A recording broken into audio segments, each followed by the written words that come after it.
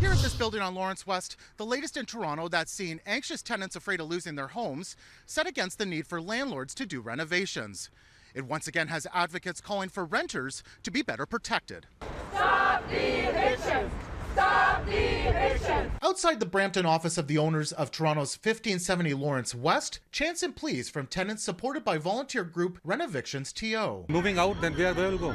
It's like 3 times what we're paying right now. Sandeep Serene, one of the several longtime first floor tenants given an N13 notice, told they need to leave due to major renovations. However, many of the people CityNews spoke with said with notices and no public meetings, not much chance to make a case to stay. Sandeep says he can't afford to go elsewhere for potentially months on end, questioning why he can't remain in the building. If they want to renovate the building, we are ready to cooperate.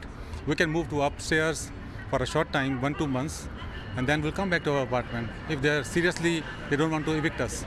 If their intention is not to evict us, they can do that. Resident Debbie echoing the concerns. What we are against is the eviction notices that we are getting because there's no one in the city that we can pay what we are paying. We took questions about moving into vacant units and worries about extra costs to Pullis Investments, the building's owner. President Kyle Pullis wouldn't appear on camera, but said calling this a renoviction is untrue. In a statement, he says in part the notices went to areas where major construction is needed, adding they can move back in and have been offered compensation, all requirements under Ontario law. He went on to say since construction schedules for renovated units higher up in the building may not line up, that's not an option. Pullis adds they'll go beyond what's in the act and offer, quote, reasonable compensation. No specifics yet, though. With rents increasing as quickly as they are, there's a huge financial incentive for landlords to terminate old tenancies and to start new tenancies where they can reset the rent amounts at current market rates. Lawyer Kevin LaForest works specifically with tenants. He isn't involved in the case, but speaking generally, he says this issue is being seen all across Ontario. He says the rules surrounding the N13 process aren't clear, making it hard for tenants to get updates on renovations and monitor the progress. He says renters need to unite more and speak out, going beyond the landlord-tenant board. I think when we look at how